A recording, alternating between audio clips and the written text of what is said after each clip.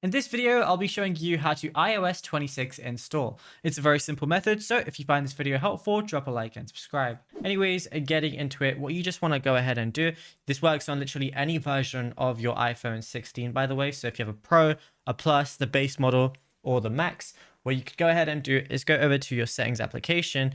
And then once you're here, it's going to look something like this. So you just want to scroll down and go to general, which is usually under VPN.